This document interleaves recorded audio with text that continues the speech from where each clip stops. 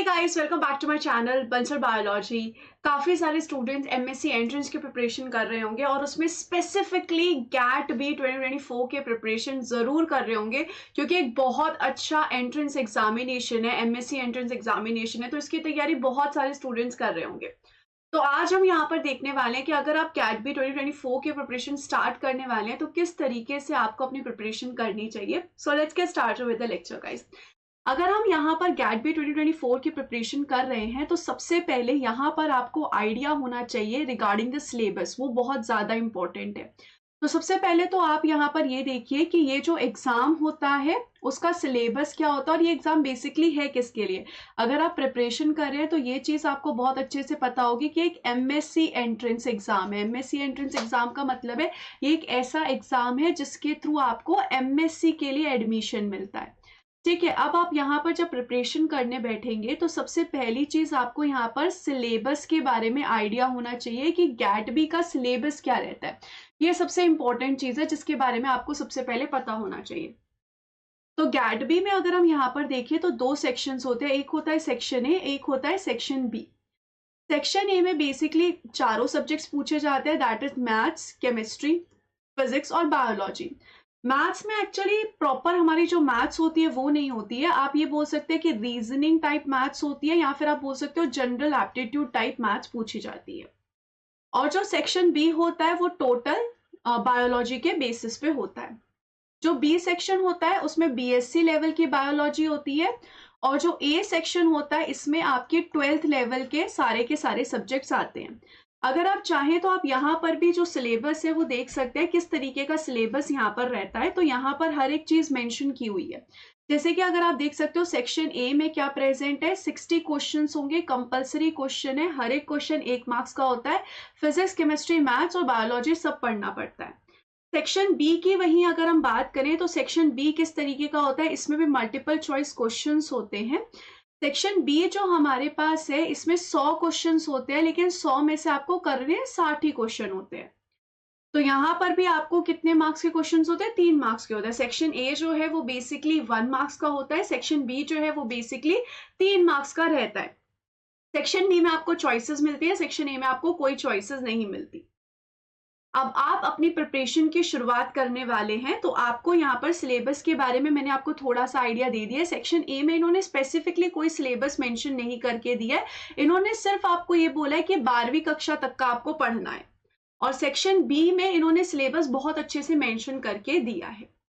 तो अब यहाँ पर मेन अगर हम यहाँ पर देखें तो बायोलॉजी होती है। लगभग अगर आप देखोगे ये एग्जाम जो होता है 240 मार्क्स का होता है। 240 में से अप्रोक्सीमेटली 205 मार्क्स जो होते हैं वो टॉपर के होते हैं। अप्रोक्सीमेटली 205 मार्क्स जो रहते हैं वो टॉपर के मार्क्स रहते हैं।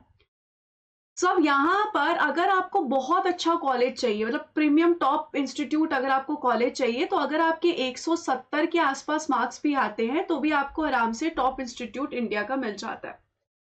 सो इस कंडीशन में आपको 170 मार्क्स के आसपास मार्क्स सिक्योर करने होंगे। ठीक है, और जितने आप ऊपर जाते जाएंगे उतना ही अच्छा होता जाएगा।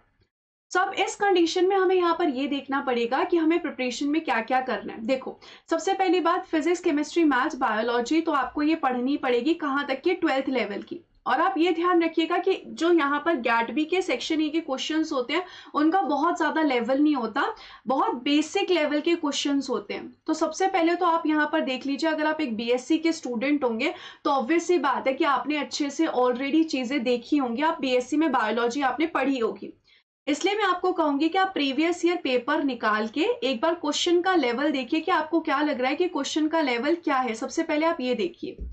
तो आप यहाँ पर सेक्शन ए के लिए किस चीज को रेफर कर सकते हैं, ऑब्वियसली बात है आप एनसीईआरटी को रेफर कर सकते हैं, फिजिक्स केमिस्ट्री की।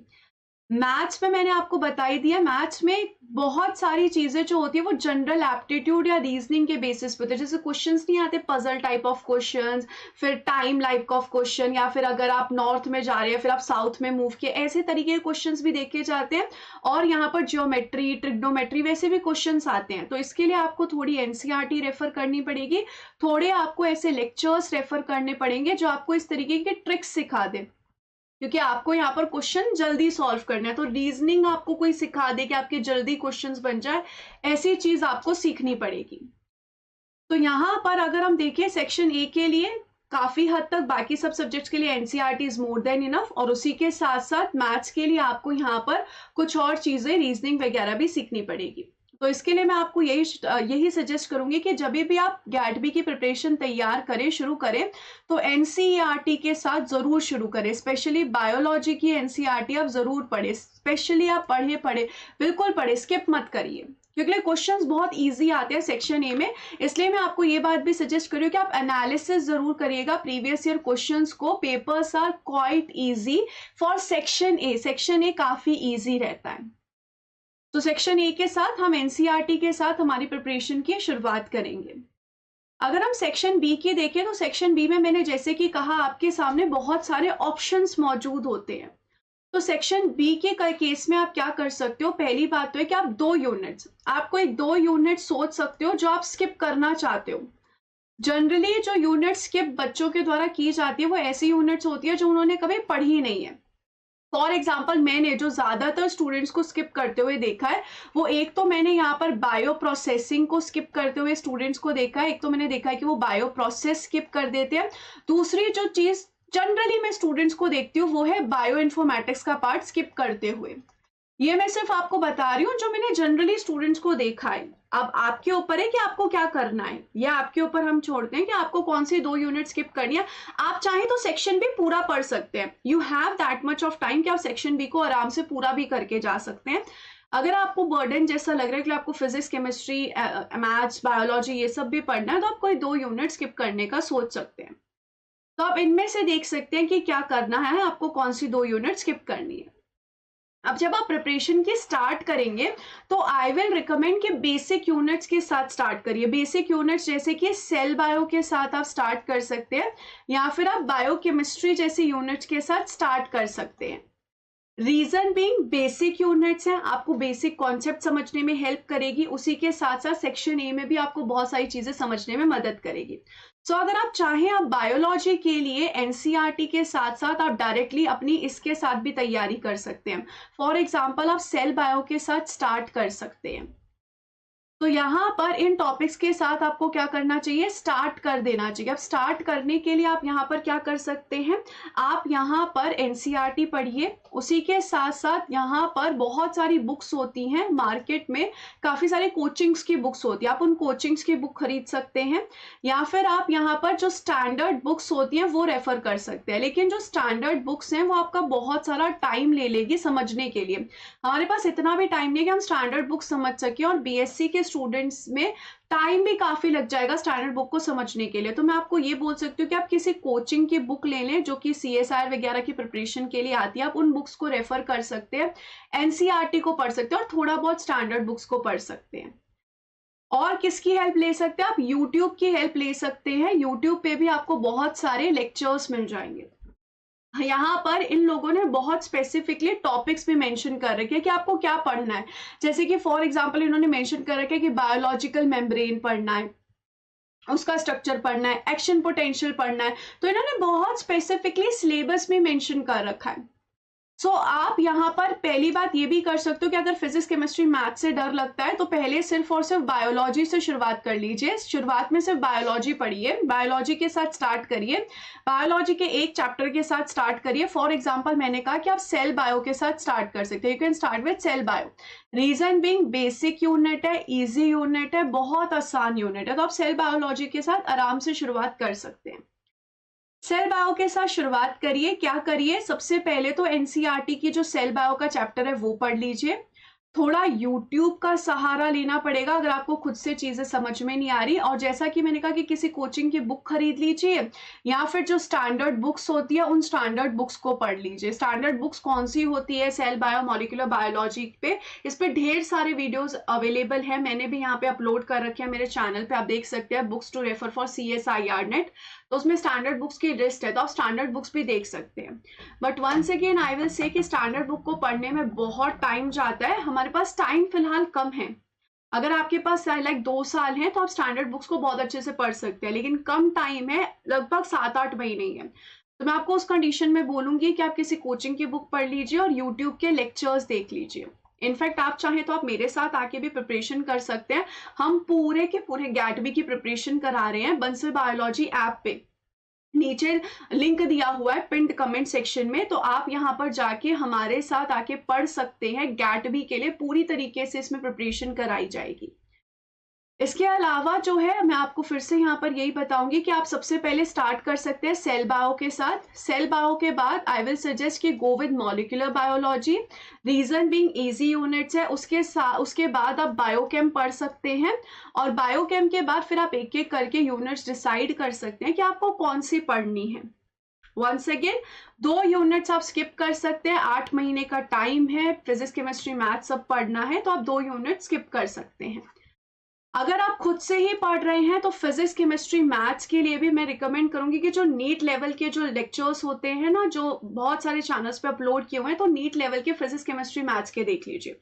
और बायोलॉजी जब आप इतनी डिटेल में पढ़ने वाले हैं तो आपके बेसिक वैसे भी क्लियर हो जाएंगे, तो उसके साथ साथ एनसीईआरटी को जरूर रेफर करिए। और बायोलॉजी को तो बहुत डिटेल में पढ़ना ही है, तो बायोलॉजी में तो कुछ है ही नहीं। अगर सेल बायो पढ़ना है तो बहुत अच्छे से डिटेल में पढ़ना है। तो इस तरीके से आपको एक एक करके यूनिट्स कंप्लीट करनी पड़ेगी।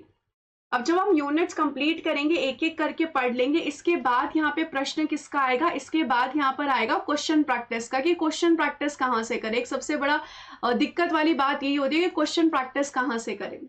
तो क्वेश्चन प्रैक्टिस करने के लिए सबसे पहले तो आप पीवाईक्यू रेफर करिए। किसके पीवाईक्यू रेफर करिए? गैट बी के खुद के पीवाईक्यू रेफर करिए। गैट बी जो था उसको पहले यहाँ पर जेएनयू सीईबी बोलते थे, इसको आप रेफर करिए, इसके क्वेश्चंस रेफर करिए, बहुत अच्छे अच्छे क्वेश्चंस हैं। आईआईटी जैम के क्वेश्चंस को सॉल्व करिए, टीआईएफआर के क्वेश्चंस को सॉल्व करिए, जितने भी होते हैं एग्जाम, सीयूईटी के क्वेश्चंस, बीएचयू पहले एंट्रेंस लेता था, डीयू पहले एंट्रेंस लेता था, एचसीयू पहले एंट्रेंस लेता था, अलीगढ़ मुस्लिम यूनिवर्सिटी लेता था, जामिया अभी भी एंट्रेंस लेता है। तो बहुत सारे ऐसे इंस्टीट्यूट्स हैं जो अभी भी एमएससी एंट्रेंस लेते हैं या लेते थे, आईआईएससी भी लेता था। तो आपको इन सब के क्वेश्चंस मिल जाएंगे, आराम से आपको ऑनलाइन मिल जाएंगे। और काफी सारे जो पेपर्स हैं वो मेरे टेलीग्राम चैनल पे भी अपलोडेड है। आप टेलीग्राम चैनल हमारा ज्वाइन कर सकते हैं जिसका नाम है बंसल बायोलॉजी आईआईटी जैम। ये स्पेसिफिकली एमएससी एंट्रेंस स्टूडेंट्स के लिए ही है, तो आप इस टेलीग्राम ग्रुप को भी ज्वाइन कर सकते हैं। इसमें आपको पेपर्स मिल जाएंगे। ये सिर्फ आपको इसलिए ज्वाइन करना है कि आपको पेपर्स इजीली मिल जाएंगे, इसमें काफी सारा कंटेंट भी आपको इजीली मिल जाएगा, तो आप इसलिए इसको भी ज्वाइन कर सकते हैं। इसमें आप बाकी सारे स्टूडेंट से डिस्कशन भी कर सकते हैं। तो इस तरीके से आप क्वेश्चन प्रैक्टिस करिए। आपको प्रिपरेशन के टाइम पे सिर्फ 3 चीजें करनी है। पहला है कि टॉपिक्स को अच्छे से पढ़ना है, दूसरा है कि रिवीजन करनी है, और तीसरा है क्वेश्चन प्रैक्टिस करनी है। ये 3 चीजें ही आपको मेनली फोकस करनी है। अगर आपने ये 3 चीजें अच्छे से कर ली तो आपकी आराम से क्लियर हो सकता है, गैट भी अच्छे रैंक के साथ क्लियर हो सकता है, और आईआईटीज में, जेएनयू में, बीएचयू में आपका आराम से एडमिशन हो सकता है। तो इस तरीके से शुरुआत करिए। बायोलॉजी में पहले सेल बायो के साथ पढ़ लीजिए और फिजिक्स केमिस्ट्री मैथ्स में एनसीईआरटी के साथ शुरुआत करिए। इसमें आपको मैं सजेस्ट करूंगी कि मैथ्स के थोड़े बहुत रीजनिंग के जो यूट्यूब वीडियोस होंगे वो आप देख सकते हो, और फिजिक्स केमिस्ट्री मैथ्स के लिए तो नीट के लेक्चर्स आप देख ही सकते हो। और कंप्लीट प्रिपरेशन अगर एक जगह करनी है तो ऑब्वियस सी बात है, मेरे साथ जुड़ सकते हो और बंसल बायोलॉजी पे आके गैट बी की अपनी पूरी प्रिपरेशन अच्छे से कर सकते हो। इसके अलावा अगर आपको कोई भी डाउट होगा तो नीचे कमेंट सेक्शन पे जरूर बोलिएगा गाइज, या फिर इस टेलीग्राम ग्रुप पे भी आप मैसेज कर सकते हैं। So I will definitely try to respond to those messages. Thank you so much guys, wish you all the very best, take care of yourself.